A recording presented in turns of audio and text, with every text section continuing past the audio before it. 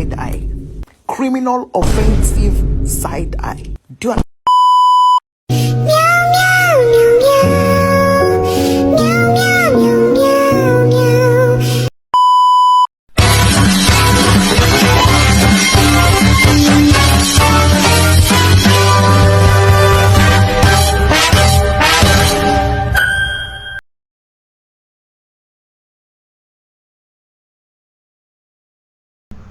Assalamualaikum warahmatullahi wabarakatuh.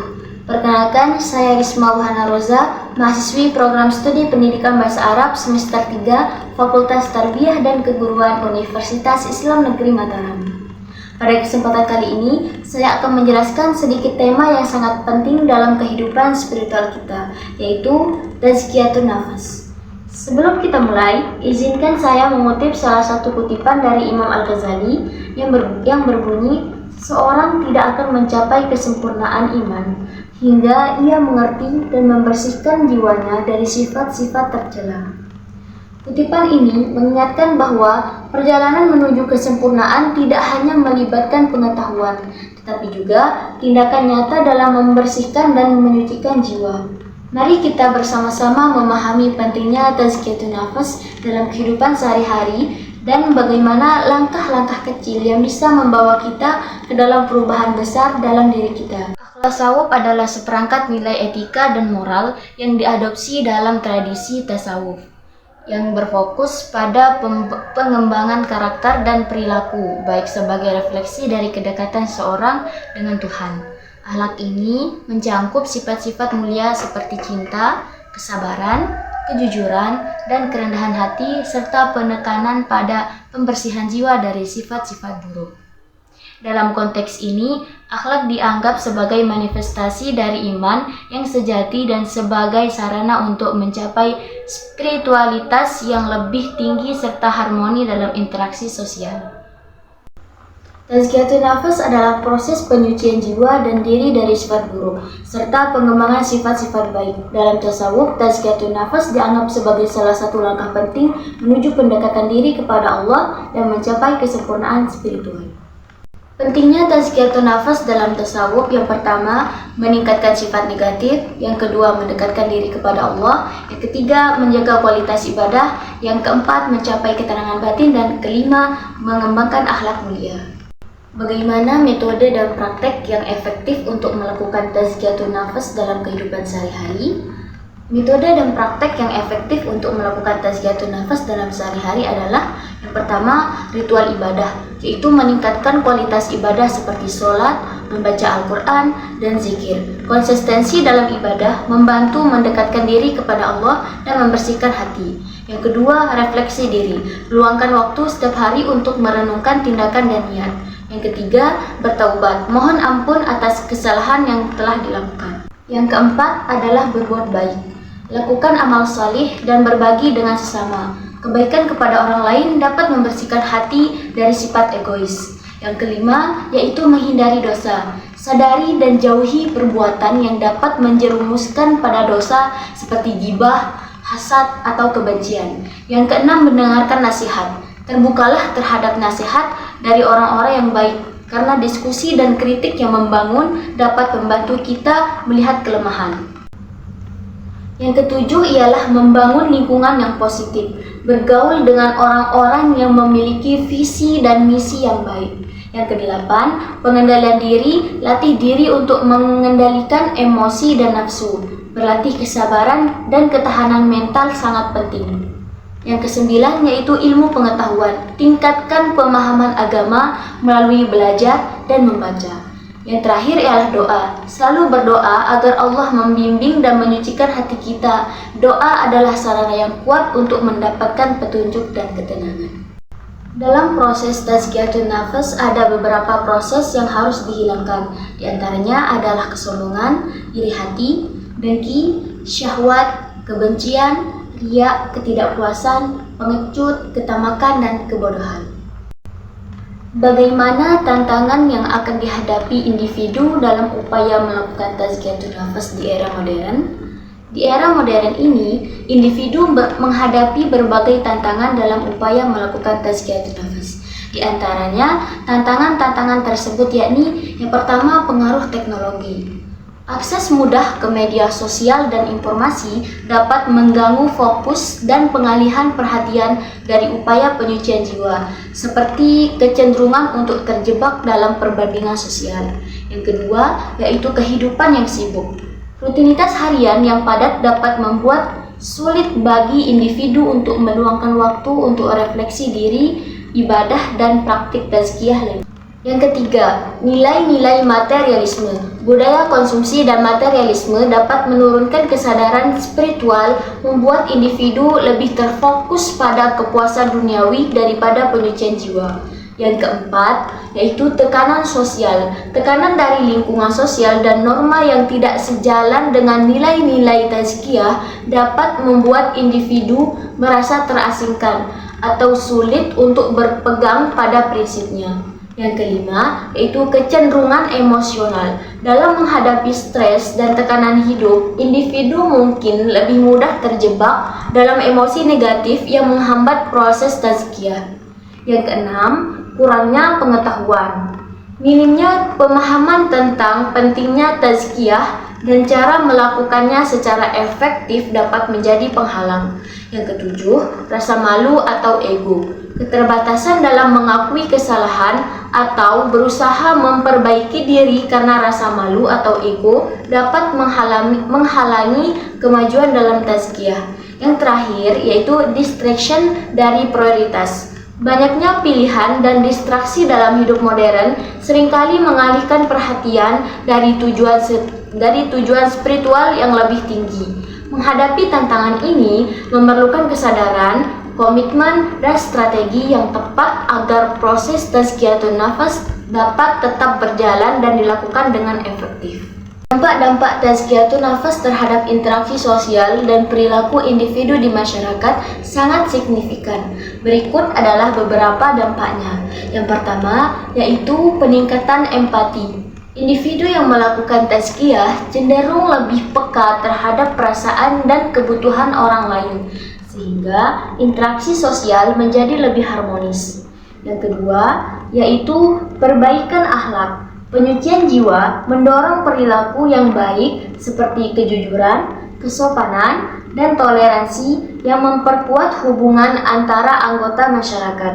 Yang ketiga, yaitu pengurangan konflik. Dengan pengendalian emosi dan ego, individu lebih mampu menyelesaikan perbedaan secara damai, mengurangi potensi konflik dalam interaksi sosial.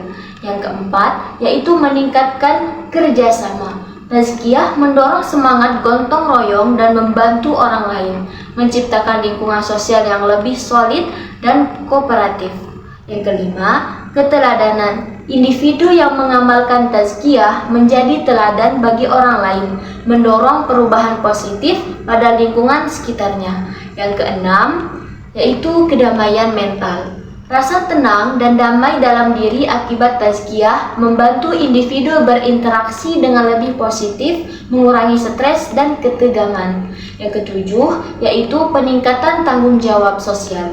Individu yang terlatih dalam tazkiyah lebih menyadari tanggung jawabnya terhadap masyarakat, sehingga lebih aktif dalam kegiatan sosial dan keagamaan. Secara keseluruhan, tazkiyatun nafas berkontribusi pada pembentukan masyarakat yang lebih baik melalui interaksi yang sehat dan perilaku yang positif. Tazkiyatun nafas atau penyucian jiwa memiliki hubungan yang erat dengan kualitas iman dan ketakwaan seseorang. Proses ini mencangkup usaha untuk membersihkan hati dari sifat-sifat negatif seperti kesombongan, iri hati, kebencian, dan menumbuhkan sifat-sifat positif seperti keikhlasan, sabar, dan syukur. Yang pertama, kualitas iman. Tazkiyatun nafas meningkatkan pemahaman dan kedalaman iman seseorang. Dengan menyucikan jiwa, individu lebih mampu mendekatkan diri kepada Allah dan memahami ajarannya, sehingga iman menjadi lebih kuat dan tulus. Yang kedua, yaitu ketakwaan. Tazkiyatun nafas juga berkontribusi pada peningkatan ketakwaan individu yang menjalani proses ini, cenderung lebih akan sadar akan tindakan dan perilakunya, serta lebih disiplin dalam menjalankan ibadah.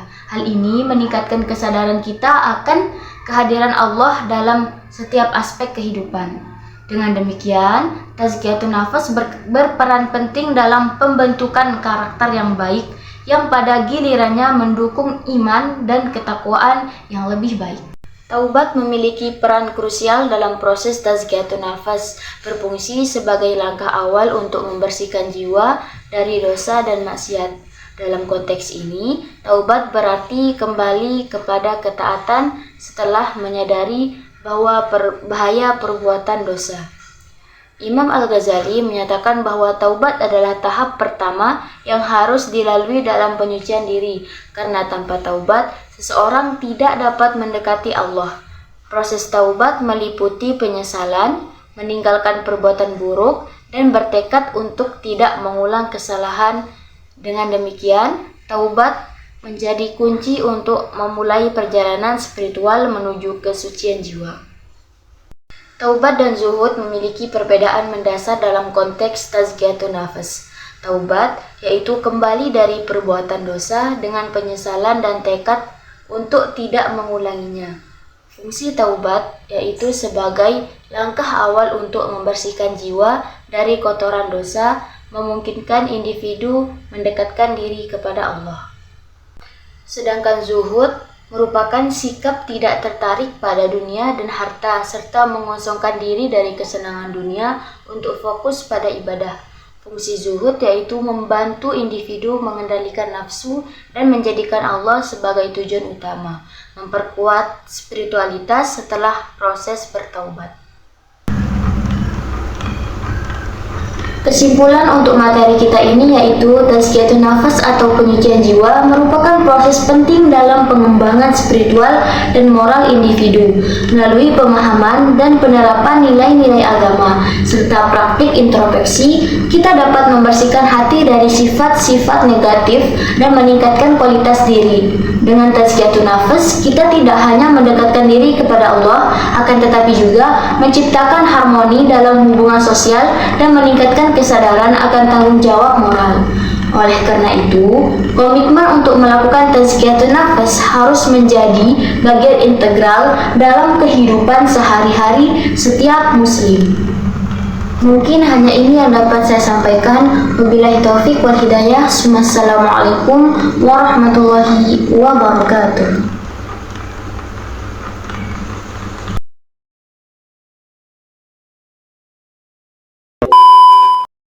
Bismillahirrahmanirrahim.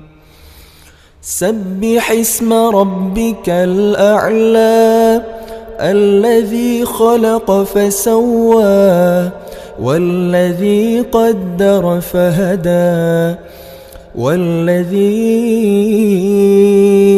أخرج المرعى فجعله غثاء أحوى سنقرئك فلا تنسى إلا ما شاء الله إنه يعلم الجهر وما يخفى ونيسرك لليسرى فذكر إن نفعت الذكرى سيذكر من يخشى ويتجنبها الأشقى الذي يصلى النار الكبرى ثم لا يموت فيها ولا يحيا قد أفلح من تزكى وذكر اسم ربه فصلى بل تؤثرون الحياة الدنيا والآخرة خير وأبقى والآخرة خير وأبقى هذا لفي الصحف الأولى صحف إبراهيم وموسى.